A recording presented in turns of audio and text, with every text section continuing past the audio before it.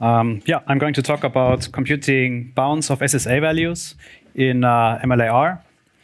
Specifically, the infrastructure that I'm going to present is called the value bounds op interface infrastructure. It allows you to do two things. So you can compute bounds of SSA values, index type SSA values, and dynamic dimension sizes. They're kind of handled in the same way. So you can compute lower bounds, upper bounds, and equality bounds. There's also an API to compare SSA values. So if you want to know at runtime which one of those is bigger, which one is smaller. The entire thing is op interface driven. So if you want to support your own ops, that's the interface that you have to implement, value bounds op interface. I'm going to show an example for that later. And on a high level, you can think about this entire infrastructure as a thin layer on top of the MLIR Pressburger library. So there have been a few use cases that I've seen upstream and also downstream. For example, it can be useful for allocation hoisting. So let's assume you have a memref alloc inside of a loop, and you want to hoist it outside of the loop. But you cannot hoist it because the allocation size may depend in some way on the induction variable. Then you could use this infrastructure to compute a static upper bound, basically pad up the allocation a little bit, and then you can hoist it. Similarly, it could be used for enabling vectorization. Similar use case, you have a dynamically shaped tensor computation. It cannot be vectorized like that, but if you compute an upper bound for the dimension sizes and pad out the tensor, then you can vectorize it. Or a third example would be subset-based programming, in particular bufferization, where sometimes it can be useful to know if two slices or two subview are equivalent, or maybe the opposite of equivalent. They're guaranteed to be non-overlapping, so it can also be used for that.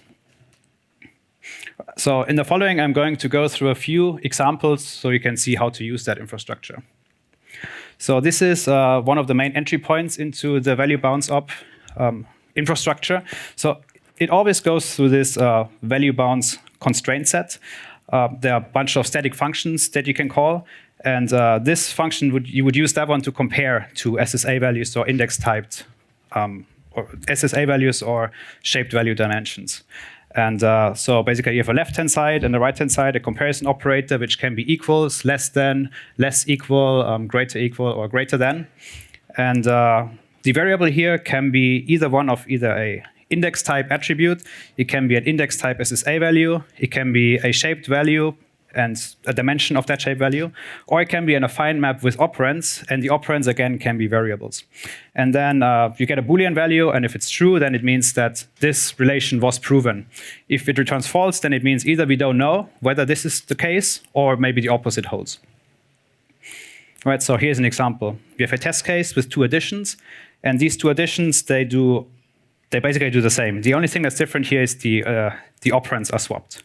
Right? And then you can query this compare function, and it will tell you %0 is equal to %1. Also, %0 is greater or equal to %1, obviously.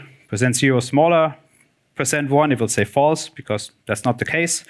An interesting one, %0 is greater or equal than %arg0, it will also say false, because we don't know for sure, because it depends on the runtime value of %arg1. Or here, the same thing you can do for loops. Loops are supported. So for example, we know that the induction variable is always greater or equal than the lower bound and smaller than the upper bound. Here's a more interesting one where we have shaped values. So we have a loop here with a looped carried variable, which is a tensor. And as you can see in the loop body here, we have a tensor insertion, and then we yield the tensor. So throughout this loop, the dimension of the tensor never changes. So now you can use this infrastructure to check if, for example, the result of this loop, the zeroth dimension of the result tensor of this loop is the same as the init value, as the zeroth dimension of the init value, and it will tell you true. And same goes for the region eta arc here. So the second piece of API that I mentioned can be used to compute bounds of SSA values. And again, there's an entry point, a static function here. And as a result, you get back, so this here, the affine map and the map operands is the bound that was computed. So you can specify which bound you want, lower bound, upper bound, or equality bound. And again, we have a variable here, which says which is the thing for which you want to compute the bound. And then there's this stop function, this stop condition here. So this stop condition basically specifies what kind of SSA values are allowed to appear in your bound. So if this stop condition returns true, then the respective SSA value is allowed to appear in the bound. If it returns false, it's not allowed to appear in the bound. So you can kind of control in terms of which SSA values the bound should be computed. So here's an example. We have a linear generic, and the output here is fed from a tensor insert, which comes from %arg0. And in this example, we would like to compute an equality bound. And we want to compute it in terms for 1, and we want to compute it in terms of only function basic block arguments. So that's what the stop condition here does. So we check if it's a basic block argument, and if it's not, we return false. We don't want to have that in our bound. And then we check if the basic block argument belongs to the function. And then what we get here is a bound that is simply a affine map with one symbol, and that one symbol is the 0th dimension of %arg0. So that's the bound that we computed. Now we can change the stop condition a little bit, and in this case we just return false for everything. That means no SSA values at all are allowed to be in the bound that we're computing. So that means effectively that we're computing a constant bound. And that's not possible in this case because we don't know what the dimension of %arg0 is here, so it would just return failure. And this may already look a little bit similar to the reify ranked shape type op interface, if you're familiar with that, which can be used to reify dimension shapes in terms of their operands. And I'm going to talk about this later a little bit. So maybe maybe we can unify these two interfaces because they are very similar. So basically a rewrite pattern which step by step reifys after one step of reification. Basically, the dimension we know the dimension is the same as the dimension of %0. So after 2 iterations, we would basically get the final step where we know, okay, %dim is the same as the 0th dimension of arg0. I think it's a little bit less efficient than the value bounds op interface approach, so that's something I'm looking at the moment. All right, let's take a look at the value bounds op interface. That's the interface that you have to implement if you want to support your own ops. There are 2 functions that can be implemented. One is called populate bounds for index value. That's what is used for index type SSA values. And in this case, for arid.add. And the value here is always either an op result or a block argument of the respective operation. And here what we're saying is basically the value or the op result is the same, equals is the same as the left-hand side plus the right-hand side. So the comparison operator here is overloaded, and so are the other comparison operators. And that's what will basically put an additional constraint into the underlying constraint set. And then what you can put on the right side here is either an affine expression, a constant, or an SSA value. So what is important to know here is that get expression has a side effect. It may basically put an additional item onto a work list, which is then traversed to to analyze additional IR. So this is how it was implemented originally, and there's a problem that I found. So if you implement it like this, you will get different results for GCC and LLVM, because the order of execution, whether the left-hand side is evaluated first or the right-hand side is evaluated first, is different. It's unspecified in C++. So this is how you want to write it, actually. Otherwise, I mean, the result is correct, but file check will probably fail, because one time you get A plus B, and in the other case, you will get B plus A. That's just something to look out for. So here's an example for tensor.pat. We have a similar function, populate bounds for shaped value dim. And this implementation may already look very similar to the respective reify ranked shape type op interface implementation. But if you compare the two, this is quite a bit simpler, as in less lines of code. And what we're saying here, again, same notation. We say the respective dimension of the op result is the same as the source size plus the low padding plus the high padding. All right, so let's go into some implementation details. So this entire analysis is powered by flat linear constraints, which is part of the MLIR Pressburger library, which is basically a constraint set. And what it has is equalities and inequalities in the form of ax plus b equals 0 or ax plus b is greater or equal than 0. And basically, we have one variable for every SSA value. This already means that there are certain operations that we do not support at the moment, for example, multiplication and division, because they cannot be represented in this kind of form. They are not linear equations. So on a high level, the only thing that we can support are affine expressions that can be converted into the flattened form. So all of this is fed into a flat linear constraints object, and that object provides some API that we're utilizing here, specifically projecting out variables, computing lower bounds and upper bounds, and checking if the constraint set is empty. So here's an example. We have two additions, and for the result here, for %1, we want to compute an equality bound. And these are the two. This is the constraint set that would be built under the hood. And as you can see, we have 5 variables corresponding to the SSA values in our example. We have 2 equations, one for %0, one for %1. And yeah, that's the constraint set you get. So this test case is set up in such a way that we reify to function arguments, meaning the stop condition is set up in such a way that only function basic block arguments are allowed to appear. So what will happen eventually is we're going to project out one variable, %0, because %0 is not a basic block argument of the function.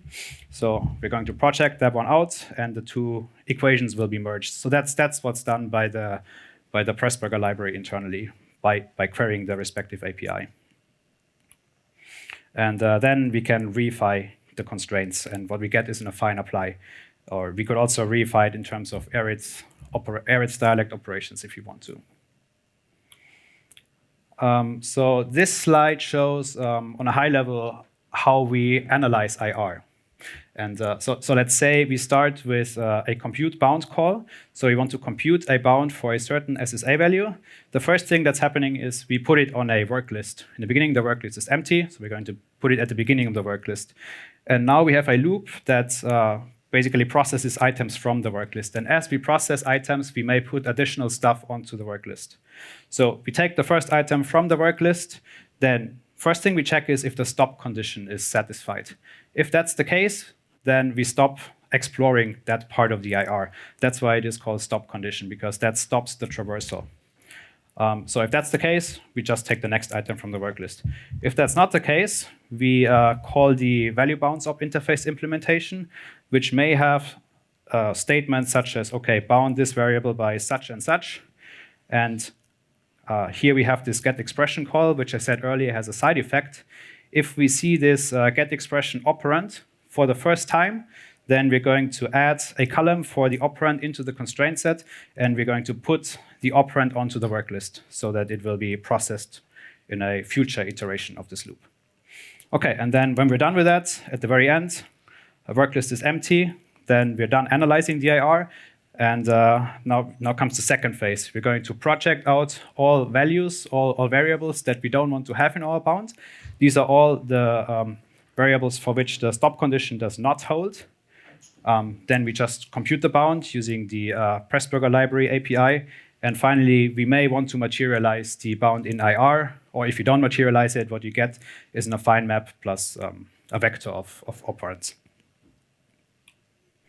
So here's a small overview of what kind of constraints we add for various operations in MLIR. If we have an arits.add, for example, we just say, okay, the result equals left-hand side plus right-hand side.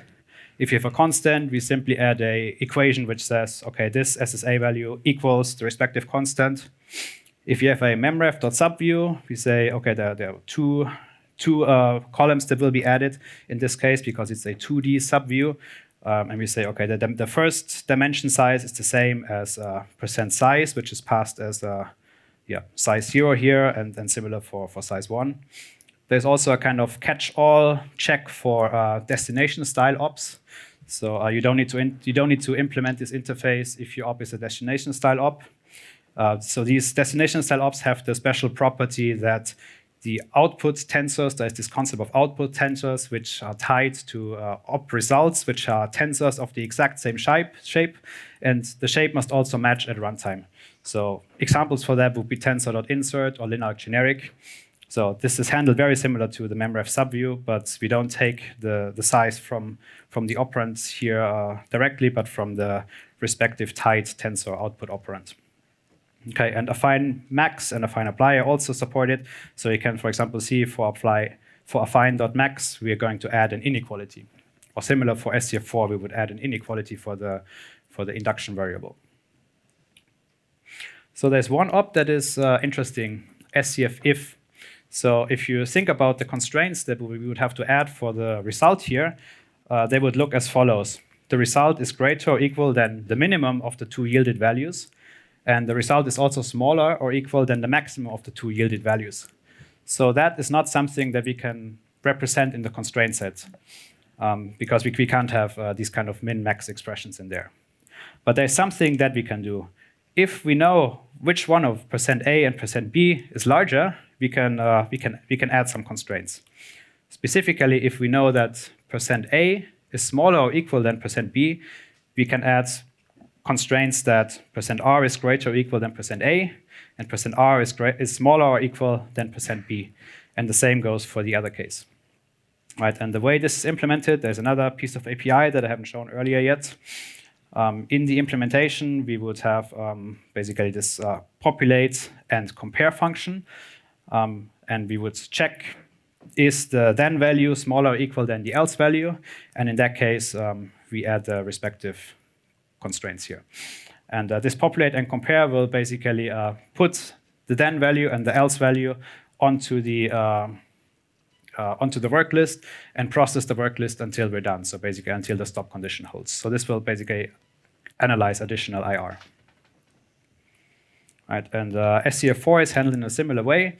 I showed it earlier for the case of the induction variable, but similar if we have an eta arg, we may want to, a tensor eta arg in this case, we may want to query the zeroth dimension of %R. If we know that the loop is in such a form that the tensor dimension, the tensor shape never changes, then we can add additional constraints for %R. Okay, there's one last thing I want to briefly touch upon, comparing values and dimensions. So far I talked about computing bounds. So there's this API that I showed in the beginning to check if a certain SSA value is smaller or larger than another SSA value. So in that case, we want to prove, let's say we want to prove that %A is greater or equal than %B. So that is done by, that is basically implemented as a proof by contradiction. So the way this works is we populate constraints for %A and %B as long as the stop condition holds. And then we just, as a safety check, we assert that the constraint set is not empty, meaning that there's no contradiction in the constraint set so far, that it has a solution. So what we do then is we insert the inverse constraint. In this case, %A is smaller than %B. And then we check again if the constraint set is empty. And if that's the case, then we just introduced a contradiction. The constraint set was valid before, we added the inverse, and then now we have a conflict. And if that's the case, then we know that %A greater equals than %B holds. So that's how comparisons are handled. Right, some limitations and future work. As I mentioned, there are some operations that we do not support at the moment. For example, arith.mul, because they cannot be flattened. I have some idea how maybe we can support that in the future, but at the moment it won't work. No constraints will be added to the constraint set, and you will not get any bounds for that. There's also still a lot of room for improvement when it comes to performance, specifically the stop function. So as I mentioned earlier, the stop function kind of controls how much IR we analyze, and I think the way it is set up at the moment, we may analyze too much IR. Sometimes we can stop the traversal earlier, and because we already have enough information to compute a bound. Another thing that's fairly easy to fix, actually, at the moment, the API only allows you to compare a single set of value or to compute a single bound. And there's no way to share the constraint set between those two calls. So every time you compute a bound, a brand new constraint set will be built and IR will be reanalyzed. So if you compare or build multiple bounds, it is quite inefficient at the moment. Pretty easy to fix all of them. Yeah, finally, there are some cases where a flat linear constraint will give you multiple bounds, especially if you have fancy affine max or min expressions. That's something that's not exposed at the moment. So the way the API looks at the moment, it always gives you exactly one bound, but sometimes there are multiple bounds, and And you basically only get one bound back. So that's something I plan to improve in the future. Yeah, and finally, there are these other two interfaces. One of it that I already mentioned, refi ranked shape type op interface. Maybe so very similar. Also, there's the infer int range interface. Both of them are very similar, and we may be able to share some code between those three interfaces. Yeah, details to be seen. All right, that brings me to the end of the talk, so I'm happy to answer any questions.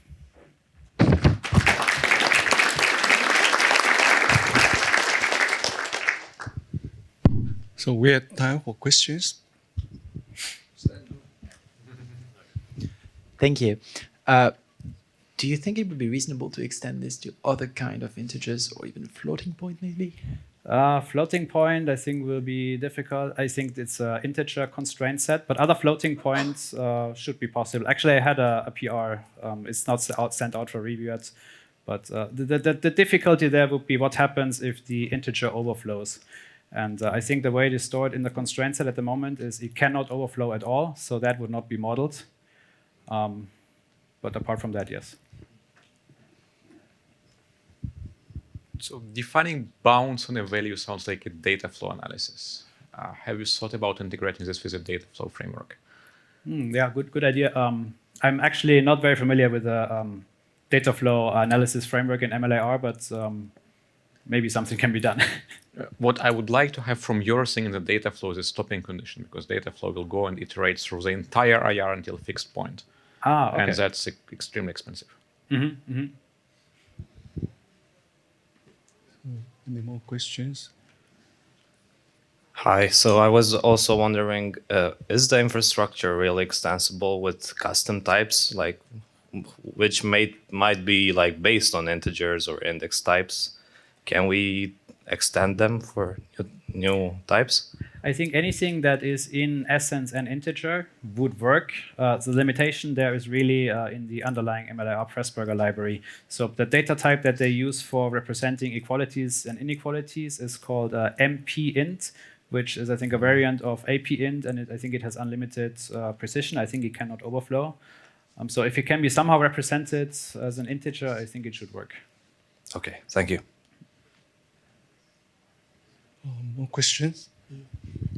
So LLVM does bounce check using a scalar evolution and does it for loop. This morning we saw Skev takes a lot of time. I was wondering, I mean, there's some overlap, but what's your thoughts on these things? Yeah, I'm actually not very familiar with the scalar evolution infrastructure, so I'm not sure what functionality do you think would be useful there. So a side effect of, I mean, a small use of Skev is in computing the loop bounds. And I see. So basically, computing an upper bound for the loop iterators for the loop lower bound, upper bound. Okay. Yeah. Yeah, I guess it could be. Yeah. I mean, it could be used for that. Yeah, we can discuss this later. Yeah. Yeah.